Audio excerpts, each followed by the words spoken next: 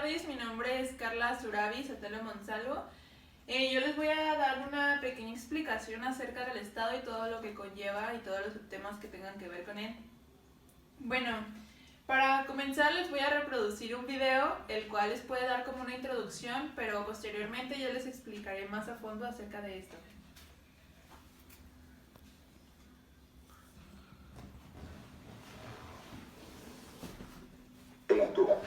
¿Tú alguna vez te has preguntado qué es el Estado y cómo funciona? ¿No? Igual mira y escucha porque es importante. Tú, como individuo y ser humano, tienes necesidades básicas para la vida, como tu comida y ropa. A ellas se suman otras secundarias, como el internet que usas para subir videos de tu perro en YouTube. Si es que aún no trabajas, probablemente esas necesidades las suplen tus padres. Sea cual sea el caso, debes entender que sin una fuente de dinero, te privarías de aquellos beneficios. Algo similar ocurre con el Estado. En finanzas públicas, el Estado es aquel que se encarga de proteger el bienestar y soberanía de la población y territorio que tiene a su cargo. Para ello deberá dar solución a las necesidades básicas de su población como la defensa del exterior y la administración de justicia. En segundo lugar quedan las necesidades vinculadas con el progreso de la sociedad, como la educación, la salud, la construcción, la cultura, los transportes y comunicaciones, etc. Los servicios públicos existen para suplir este tipo de necesidades, servicios que generan un gasto. Así como tu consumo mensual de electricidad, a fin de mes, esta provisión de servicios debe ser afrontada con el pago de dinero. Ahora te preguntarás, ¿de dónde sale la plata que paga todo? ¿No?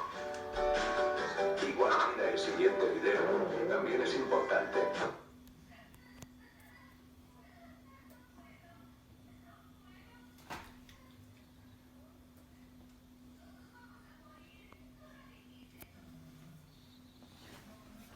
Bueno, una vez visto el video les voy a explicar la definición de qué es Estado. Bueno, como definición de Estado tenemos que es una forma de organización política que cuenta con poder administrativo y soberano sobre una determinada zona geográfica. También se puede decir que es la organización humana que abarca la totalidad de población de un país estructurada social, política y económicamente, mediante un conjunto de instituciones independientes y soberanas que regulan la vida en sociedad. Dicho de otro modo, el Estado equivale al conjunto de atribuciones y órganos públicos que constituyen el gobierno soberano de una nación, y en ocasiones el término es usado también para referirse a la nación como un todo. Muchas veces el concepto de Estado está erróneamente utilizado para identificar que existe una errónea noción acerca del concepto de Estado. Puede ser cuando se le da un sinónimo de gobierno. Esto se puede observar en revistas, periódicos, en programas de televisión y en otras ocasiones. Bueno, muchas veces se habla que el Estado tiene culpa de que se privatizó Pemex, por ejemplo, o que el Estado no actúa correctamente cuando desempeña las funciones de la lucha contra el narco. Ese puede ser otro ejemplo muy claro. Incluso que la labor del Estado es adecuada cuando se dan las becas para los niños en las escuelas. En este tipo de casos no se habla realmente del Estado, sino también más bien se habla del gobierno. Bueno, el Estado es un ser jurídico con personalidad propia. Es una forma de agrupación social que caracteriza una colectividad pública. Se sobrepone a todas las agrupaciones particulares, y entre sus miembros también puede existir un orden doméstico de interés privado y tiene un carácter de unidad soberana de acción y de decisión.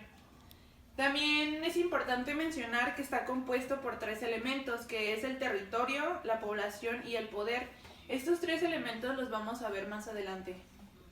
Bueno, otro tema muy importante que tiene que ver con el Estado es cómo surgió.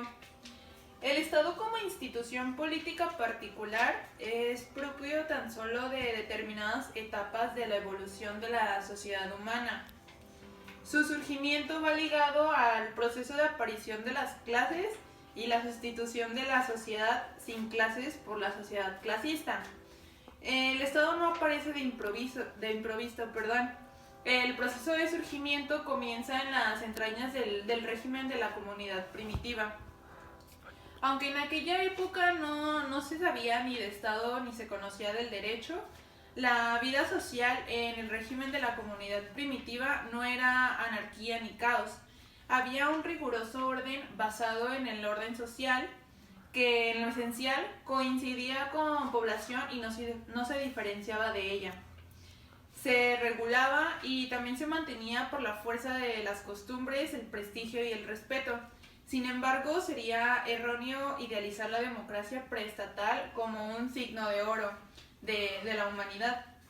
Esta fase se distinguió por el nivel extraordinariamente bajo de las fuerzas productivas y el subdesarrollo de las relaciones sociales, formas primitivas de trabajo y vida material y una vida espiritual sumamente pobre. El siguiente tema que vamos a abarcar, muy importante también, va a ser la justificación del Estado.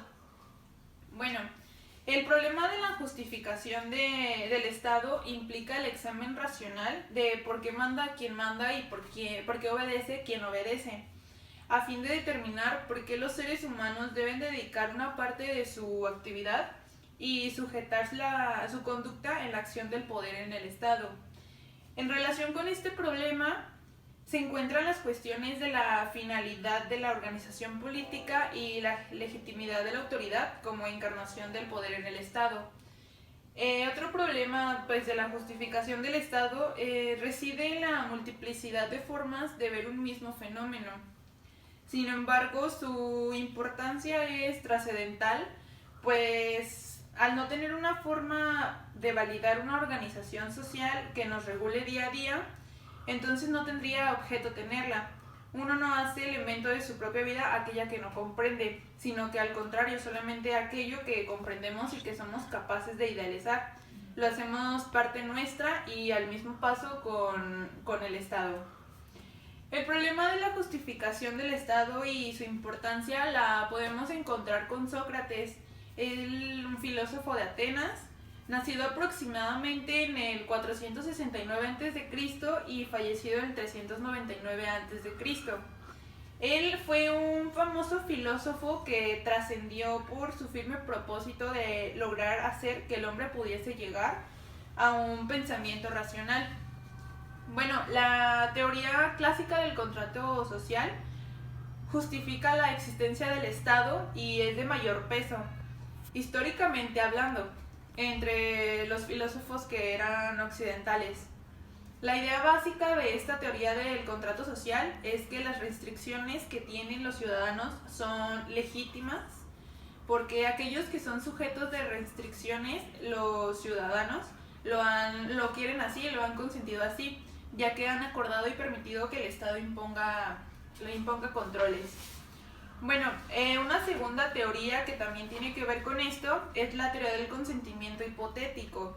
El filósofo político americano Hannah Pitkin sostiene al revisar la teoría de Sócrates que este consentimiento puede ser hipotético, toda vez que la obligación de obedecer al Estado no depende de una relación especial o consentida entre uno y el gobierno, sino en la naturaleza del gobierno mismo. Si bien es un gobierno haciendo lo que debería hacer, entonces nosotros lo podemos obedecer, pero en cambio que si es un gobierno injusto, entonces la obligación que haya o que nos hayan puesto no existe para nosotros. Esta teoría que les menciono hace énfasis en los méritos de gobierno, más allá que en el consentimiento otorgado por el gobernado. El otro problema de la justificación del Estado, bueno, este ha tratado de ser resuelto de distintos puntos de vista por varios pensadores. Podemos clasificar en 5 grupos fundamentales esas doctrinas. La primera sería las que fundan el Estado en una necesidad religiosa. La segunda, las que buscan su apoyo en una necesidad física. Como tercera, tenemos la que tratan de encontrar una fundamentación jurídica a la existencia del Estado. La cuarta sería las que encuentran ese apoyo en la moral. Y por último tenemos las que tratan de dar la fundamentación psicológica a la existencia del Estado. Bueno, terminando este tema de la justificación, pues abriremos otro tema que serán los elementos del Estado, como ya se los habíamos mencionado. La estructura del Estado tiene elementos esenciales y también tiene elementos modales. Los elementos esenciales determinan la existencia del Estado. Por otra parte, los elementos modales condicionan o caracterizan esa existencia. En conjunto de esas dos se constituye el Estado en cuanto a una forma de organización política moderna. Bueno, entre los elementos fundamentales que conforman el Estado contemporáneo están la población, el territorio, el gobierno o poder y la soberanía, y también entraría el derecho. Estos un poquito más adelante se los voy a explicar cada uno de ellos. Bueno, aunque estos elementos constituyen un todo perfectamente integrado, es necesario desarticularlos desde una perspectiva teórica a fin de analizarlos y encontrar los aspectos intrínsetos que permitan comprender la complejidad que un Estado encierra, en el sentido moderno de la palabra. Bueno, para ello es indispensable realizar una abstracción de estructura de la sociedad estatal. Bueno, los elementos que ya les había mencionado, que son los esenciales de la estructura, sería el territorio. Bueno, para una definición concreta de territorio, es un área poseída por una persona física o jurídica, sea una organización o una institución o un estado. Para que un estado pueda existir, es fundamental que cuente con un territorio sobre el cual pues ejerza de manera soberana su gobierno, sino en donde lo ejercería. En primer lugar, se dice que el territorio es la democracia geográfica que determina los límites espaciales y materiales que se consideran como pertenecientes a un estado, el cual a su vez es soberano porque posee un espacio físico que no admite otra soberanía de cualquier otro lugar. En el territorio es válido un orden político y social establecido por un derecho inherente a ese estado. Bueno, el territorio ha sido estudiado por diversos autores. Un ejemplo es Francisco Porrúa, quien lo considera como un elemento físico de primer orden para que surja y se conserve el Estado, y que también plantea que la formación estatal misma supone un territorio. Sin este último no puede existir Estado o no puede haber un Estado. Se puede decir que el territorio es el espacio dentro del cual se ejerce el poder estatal o el imperio de la ley. Más adelante igual les voy a explicar a qué se refiere el imperio de la ley. Así, al ser considerado como esfera de competencia del Estado, delimita la independencia de este frente a otros estados, pues en los gobernantes ejercen sus funciones. Todos los estados tienen que poseer un territorio y unas fronteras que delimitan su área de soberanía y ejercicio de ley. Ahí ellos se van a dar cuenta hasta dónde está permitido. De los estados vecinos, claro. Dicho territorio es suyo para administrar, ceder, proteger o explotar económicamente de la manera que mejor les parezca, siempre y cuando no pongan en jaque los territorios que sean vecinos. Bueno, el territorio constituye así el denominado soporte físico, material del Estado, el cual en general se puede concebir como una especie de cono invertido, establecido de manera tridimensional, compuesto por el suelo, el subsuelo y el espacio aéreo. Tal como Kelsen lo establece, el territorio del Estado como ámbito es como ámbito espacial de validez del orden jurídico nacional. No es una superficie, sino un espacio de 3 dimensiones. La validez y la eficacia del orden jurídico nacional no solo se extiende a lo ancho y a lo largo, sino también a la altura y a la profundidad que hay. Los elementos más importantes a considerar sería que el territorio es un elemento físico de primer orden y el territorio como validez de orden jurídico nacional. Otro muy importante tenemos la población. Bueno, como definición de población tenemos que son todos los organismos del mismo grupo o especie que viven en un área geográfica particular. Cabe mencionar que la población es un elemento fundamental para cimentar un estado, pero para integrarlo es necesario señalar quiénes son los proclives a formar una comunidad política. También es importante la población en el Estado porque no puede existir un Estado sin que haya población que lo integre, por grande o diminuta que sea, o por diversa que ésta pueda resultar en materia cultural, racial o lingüística. De hecho, existen muchos estados plurinacionales. Esto se refiere a varias naciones organizadas en un mismo estado, ya que lo importante es que los pobladores estén de acuerdo en regirse por las mismas instituciones y compartir un destino político afín. Un elemento muy importante y clave es la población, que acuerda y comparte ciertos intereses mismos que, como en acción recíproca, los llevan a constituir el Estado de acuerdo con criterios de selección entre los que se encuentra la identificación de ciertas pautas de comportamiento.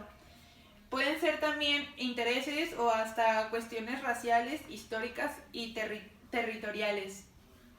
Luego entonces, un individuo pertenece a un Estado, es decir, es parte de su población, cuando, parafraseando a Kelsen, queda inmerso en el ámbito validez de derecho de un Estado. También mencionamos que la población de un Estado se encuentra separada de acuerdo con la forma de que se regula y se tutela por el derecho positivo. En conclusión, cabe mencionar que la población de un Estado, si bien en su mayoría se encuentra cohesionada, esto se refiere a reunirse o adherirse las cosas entre sí, por el factor nosotros y diferenciada de la otredad, no toda la población es perteneciente en el mismo, ya que hay una minoría que se encuentra en su territorio y sometida al derecho de ese Estado por el ámbito espacial de validez de su norma. La población originaria de ese Estado se divide en dos estratos. Bueno, el primero se conforma por los denominados nacionales, y el segundo se integra debido a que cierta parte de la población amplía en forma importante sus derechos tutelados por el Estado y así adquiere una serie de obligaciones inherentes a dichas prerrogativas. Los elementos que se deben de considerar en la población es como elemento medular en la conformación de un Estado y que el individuo como parte integral del Estado. El siguiente elemento que les voy a explicar va a ser el gobierno.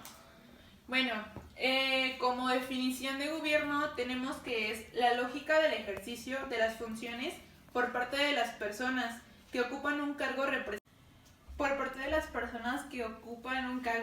representativo dentro del gobierno, Bueno, en toda sociedad humana siempre ha existido entre los individuos alguna relación de mando-subordinación, la cual, dependiendo del grado de desarrollo de ciertas sociedades o de dichas sociedades, permiten vislumbrar el tipo específico de relación a que circunscriben. Puede decirse que en las sociedades tribales es común encontrar el jefe que pueda ser el más anciano, el más mayor del grupo, ya que en algunas sociedades que la persona mayor sea jefe del grupo es sinónimo de respeto y de gran autoridad, derivadas del conocimiento que han adquirido, es decir, la experiencia que ellos han tenido ante cualquier situación. Pero incluso también puede ser que sea el sacerdote o el chamán de la comunidad, ya dependiendo de dónde estemos hablando. Sin embargo, la clase de gobierno que aquí enfatiza es a la que se le instituye a partir de un proceso de representación política en la que los ciudadanos pertenecientes a un Estado delegan la facultad de decidir sobre aspectos que conciernen la conducción política, económica y social de un Estado jurídicamente constituido, el cual a ese se le llama poder político o poder público. Bueno, también es importante que todo Estado debe de contar con instituciones firmes y duraderas para gestionar la vida en sociedad, así como con autoridades para regirlas y métodos soberanos para decidir quién ejercerá dicha autoridad en su territorio. Dicho gobierno ejercerá la política y la administración del Estado por un tiempo definido en base a las reglas jurídicas, culturales, políticas de la población. Platón analiza las formas de gobierno desde la mejor hasta la peor. En primer lugar está la aristocracia. Esto quiere decir el gobierno de los mejores, así es como se le conocía. Representada por el gobierno de la república ideal, dominada por la sabiduría. La segunda mejor forma de gobierno es la timocracia. El gobierno de los guardianes, así es como se le conocía. Es dirigida a la virtud propia de la parte irracional del alma. Esto ayudaría a abrir las puertas de la ambición, que predominaría en la siguiente forma de gobierno, que sería la oligarquía. Bueno, la oligarquía se le denomina como el gobierno de los ricos y cuyo único deseo se cifra, como lo dice su nombre, en la acumulación de riquezas. Posteriormente ya está la democracia, cuyo lema sería la libertad y la igualdad entre todos los individuos, y cuyo resultado, según Platón, es la pérdida total del sentido de los valores y la estabilidad social. Y en el lugar más bajo de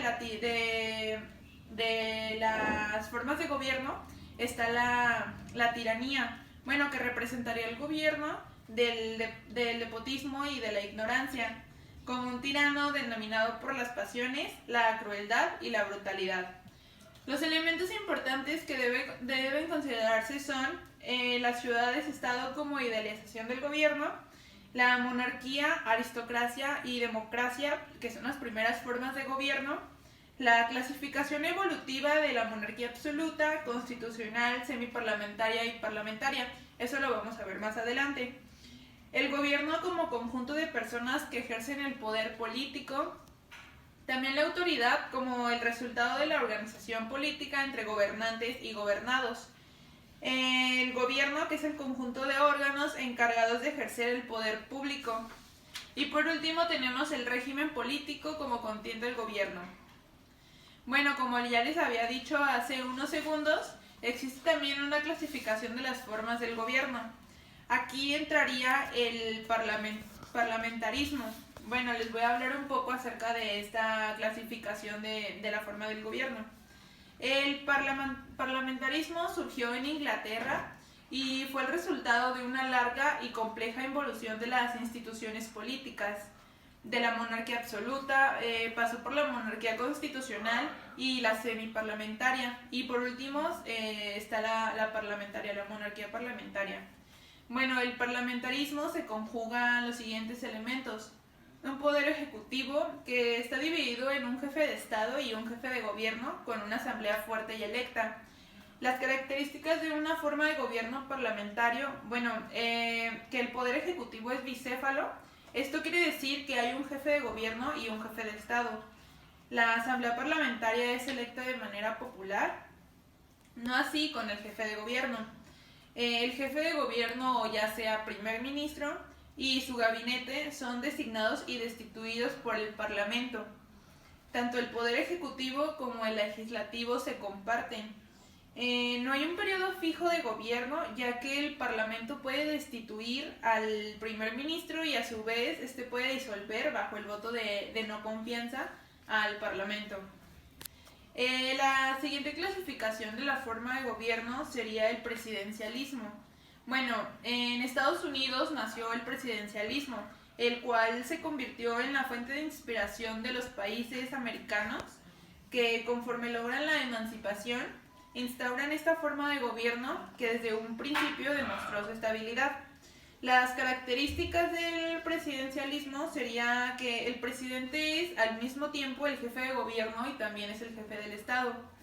Un poder legislativo separado por completo del poder ejecutivo y electo de manera popular.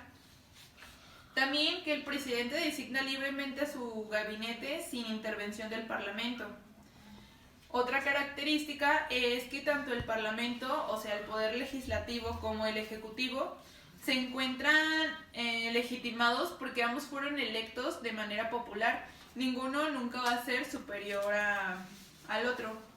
La siguiente clasificación sería el semipresidencialismo.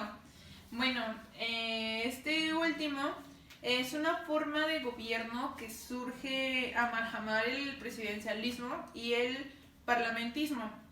Con su establecimiento se busca obtener una forma mejor de organizar el gobierno de un estado, aunque dadas sus características, pocos estados lo han implementado de esta forma. Bueno, Giovanni Santori, uno de los principales estudiosos en esta área, señala que el semipresidencialismo adquiere el prefijo semi porque divide en dos al presidencialismo y al sustituir una estructura monocéntrica de autoridad con una autoridad dual. Funciona basado en el poder compartido. El presidente debe considerar el poder como un primer ministro. El primer ministro debe conseguir apoyo parlamentario continuo. Bueno, esta forma también tiene características. Una de ellas es que el semipresidencialismo como poder ejecutivo bicéfalo, como ya lo habíamos mencionado, y la combinación de los regímenes parlamentario y el presidencial. Es muy importante saber la diferencia entre Estado, gobierno e incluso aquí entraría la nación. Es por eso que les voy a presentar un video para entender mejor su diferencia y el cual les va a ayudar mucho a lo largo de la carrera.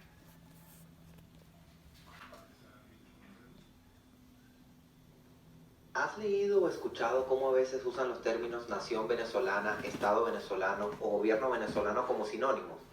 Muchos piensan que es la misma cosa, sin embargo son conceptos distintos. ¿Sabes cuál es la diferencia? Empecemos por nación, que es un conjunto de personas que comparten creencias, tradiciones, idioma, cultura y poseen un sentimiento de unidad. Imagínense un venezolano que actualmente vive en Holanda y tiene ciudadanía holandesa, pero este pasa todo el día viendo noticias de Venezuela por internet, apenas tiene vacaciones viaja a Venezuela, come arepas todos los días y en Navidad no deja de hacer sus tradicionales hallacas. ¿Creen que esta persona se siente parte de la nación holandesa? Claramente no. Seguramente está loco por devolverse a Venezuela, ver un Caracas Magallanes y celebrar un home run lanzando su cerveza al aire. Esta persona forma parte de la nación venezolana a pesar de no vivir acá. De hecho, seguramente han visto muchos inmigrantes que, a pesar de haber vivido muchos años aquí y de haberse nacionalizado venezolano, con cédula en mano y todo, realmente no forman parte de la nación venezolana. Son venezolanos porque un papel lo dice, pero realmente se sienten colombianos, peruanos, italianos o chinos, y su cultura, idioma, tradiciones y creencias corresponden a las de sus naciones. A pesar de que una nación no tiene fronteras geográficas, a veces puede referirse a personas que comparten un mismo territorio. Vamos con Estado, que es un poco más complicado de definir. De hecho, el diccionario de la Real Academia Española usa más de 1200 palabras para definir Estado y sus usos más comunes. El estado que intentamos definir no es el estado de la materia, como sólido, líquido o gaseoso. Tampoco el de las divisiones territoriales de un país, como Estado Bolívar o Miranda, sino al conjunto de órganos de gobierno de un país soberano. Y como esa definición no aclara mucho las cosas, vamos a ayudarnos de algunos tipos brillantes. Kelsen decía que el Estado es el ámbito donde se aplica el derecho, y según Kant, el Estado es un conjunto de hombres bajo leyes jurídicas. Entonces el Estado es la organización de la nación a través de leyes e instituciones. El Estado es lo que permite que podamos convivir o al menos es lo que impide que vivamos en anarquía. Cualquier grupo de personas organizadas a través de leyes e instituciones podría ser un Estado, pero se necesitan tres elementos. Soberanía, que es la autoridad para establecer las leyes y hacerlas cumplir. Territorio, el cual establece el límite geográfico sobre el cual se ejerce la soberanía. Y población, que es el montón de gente dentro del territorio que debe cumplir las leyes y respetar las instituciones. El Estado es un concepto bastante amplio que ha dado lugar a muchos estudios. Un tipo llamado Montesquieu, por ejemplo, pensaba que el Estado no debía ser comandado por una sola persona, ya que eso podría derivar en tiranía, despotismo y abusos de poder. Entonces propuso dividir el poder del Estado en tres: el poder legislativo, el poder judicial y el poder ejecutivo. Como el tema es extenso, nos enfocaremos en el poder ejecutivo, que es el gobierno, el encargado exclusivo de hacer cumplir las leyes. Para ello, tiene a su disposición a la Fuerza Armada Nacional Bolivariana y los cuerpos de policía nacionales y regionales. El gobierno debe ser el representante de la voluntad de los ciudadanos, el brazo ejecutor del Estado. Si el Poder Legislativo crea una ley para la protección del ambiente, el gobierno debe proteger el ambiente acorde a lo que dicta esa ley. Si el Poder Judicial establece que hay que encarcelar a 30 personas, el Poder Ejecutivo lo hace. Si la Asamblea Nacional crea una ley que establece que la educación es gratuita y obligatoria, entonces el gobierno tendrá que construir todas las escuelas necesarias y conseguir todo el dinero necesario para garantizar su cumplimiento. Resumiendo, la nación es un conjunto de personas que se siente unida por cultura, tradición, idioma e historia. Cuando estas personas se ordenan bajo leyes e instituciones, se les llama Estado, y el gobierno es el encargado de administrar el Estado y hacer cumplir las leyes. Una vez ya visto el video, seguiremos con el tema. Bueno, otro muy importante también es la soberanía. Como concepto de soberanía tenemos que se refiere al ejercicio de la autoridad en un cierto territorio. Esta autoridad recae siempre en el pueblo, aunque la gente no realiza un ejercicio directo de la misma, sino que delega dicho poder en sus representantes. La soberanía significa independencia, es decir, un poder con competencia total. Este principio señala que la Constitución es el fundamento o la base principal del ordenamiento jurídico, por lo que no puede existir norma que esté por encima de esta. Bueno, conceptualmente el término remite a la racionalización jurídica del poder político, o sea, la transformación del poder de hecho en poder de derecho. Históricamente el concepto aparece junto con el Estado moderno en el siglo XVI para describir el poder estatal único y exclusivo sujeto de la política. Norberto Bobbio resume que el concepto político-jurídico del término sirve para indicar el poder de mando en última instancia de una sociedad política y por consiguiente para diferenciar a esta de otras ocasiones humanas, en cuya organización no existe tal poder supremo exclusivo y no derivado. Así, la idea de poder supremo define a la soberanía y a su presencia es inherente a la aparición del Estado. Con las revoluciones burguesas, el concepto pasó a la idea de poder supremo, poco a poco, del Estado, a la del poder supremo de la voluntad general del pueblo o de la nación. Entre las principales características que describen a la soberanía es que es absoluta, perpetua, indivisible, inalienable e imprescriptible. Es absoluta porque define un poder originario que no depende de otros ni está limitado por las leyes. Es perpetua porque su razón trasciende a las personas que ejercen el poder y a diferencia de lo privado es imprescriptible y también es inalienable. El término soberanía se relaciona de manera estrecha con el poder y la autoridad, ya que cuando una persona o un grupo de personas que conforman el gobierno de un estado ejecutan diversas disposiciones y más aún cuando se abocan a resolver situaciones que competen en el ámbito estatal y para ello utilizan diversos mecanismos o medios o diversas herramientas. No admiten desde un punto de vista institucional un poder supremo al que ellos representan.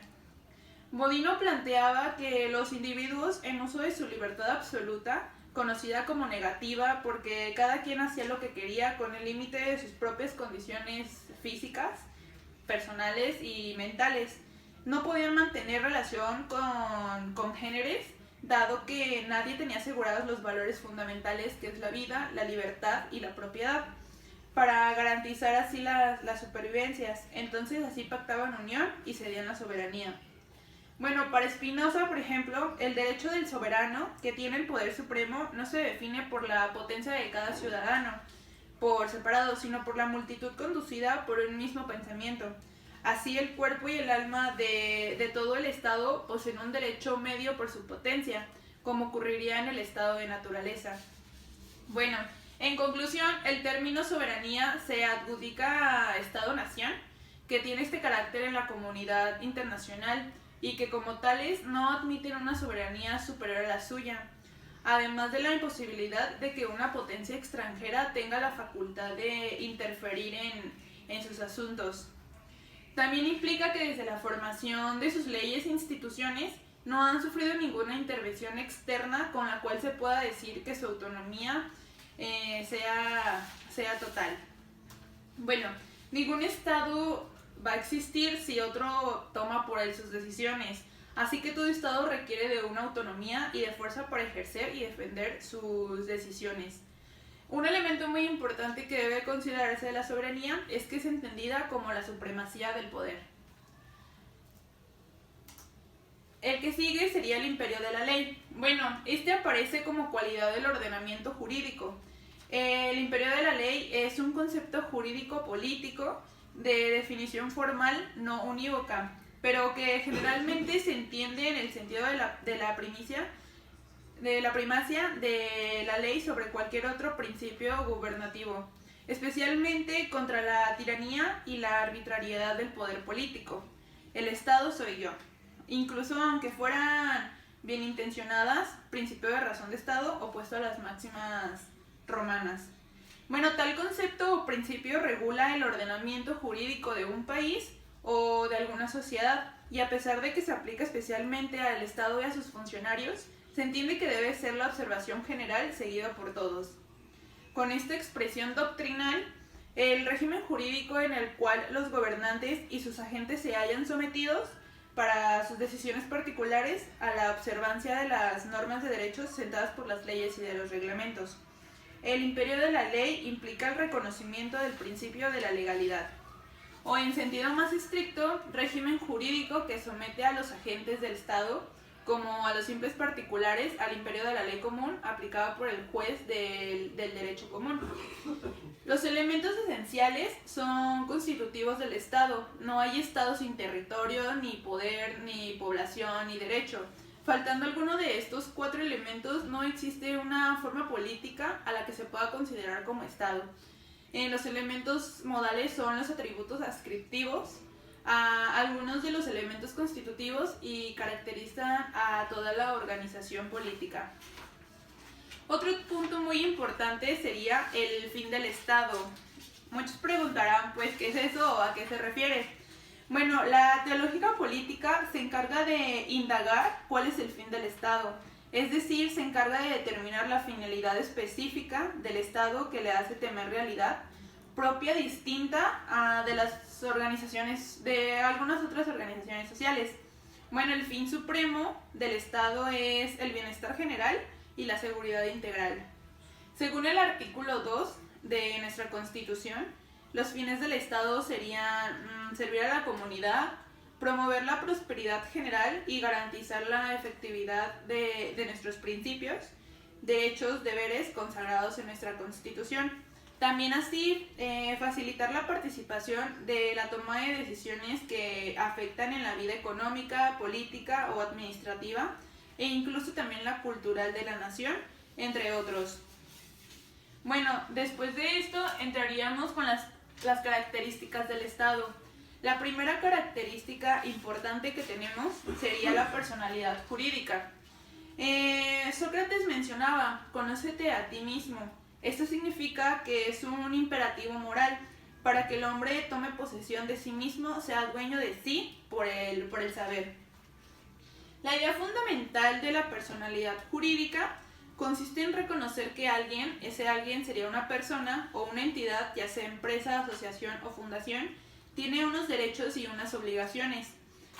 Con otras palabras, la personalidad jurídica atribuye la titularidad de deberes y de obligaciones en cuanto que el poseedor de los mismos tiene por el simple hecho de existir y sin que sea necesaria su aceptación.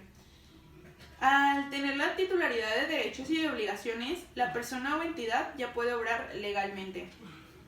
Las personas jurídicas pueden ser organizadas con o sin fines de lucro. Además, pueden tratar de alcanzar un fin común a todos los componentes de la misma, o bien poseer un determinado patrimonio con una finalidad concreta.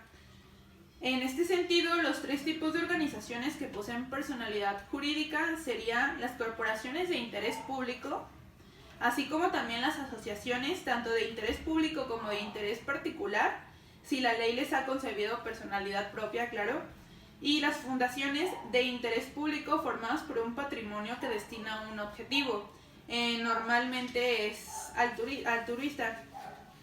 Bueno, la siguiente sería otra vez la soberanía. Ya vimos un poco de la soberanía, pero continuamos con el tema. Bueno, como ya habíamos dicho, es un poder supremo o ilimitado tradicionalmente atribuido a la nación, al pueblo o al Estado, para establecer su constitución y adoptar las decisiones políticas fundamentales tanto en el ámbito interno como en el plano internacional. Otra descripción del término se puede entender de tres ópticas de carácter, que sería la limitada, la absoluta y la arbitraria. La primera, que es la limitada, concibe la soberanía como LUC, la cual tiene límites naturales en el contrato del que surge la Constitución y por el pueblo de quien es un mandatario. La segunda es pregonada por Hobbes y Rousseau. Contempla que el poder soberano no tiene límites jurídicos, pero su poder obedece a una racionalidad técnica o moral, que sería la voluntad general. Y la tercera, que considera que el poder soberano es la expresión en ley de interés del más fuerte. Bueno, según la Constitución Política en México, la soberanía reside esencial y originariamente en el pueblo. Tanto poder público dimana del pueblo y se instituye para el beneficio de este mismo. También abunda que el pueblo ejerce una soberanía por medio de los poderes de la Unión. En los casos de competencia de estos y por los estados y la Ciudad de México, en lo que toca a sus regímenes interiores, en los términos respectivamente establecidos por la Constitución Federal y las particulares de cada estado y de la Ciudad de México, por ejemplo. Según Bodino, el poder supremo sobre los ciudadanos y súbditos no es sometido a las leyes. Lo que esto caracteriza a la soberanía es que es un poder ordinario o no delegado, o delegado sin límites o condiciones, inalienable, sujeto a la prescripción, y porque el soberano es la fuente única y misma del derecho.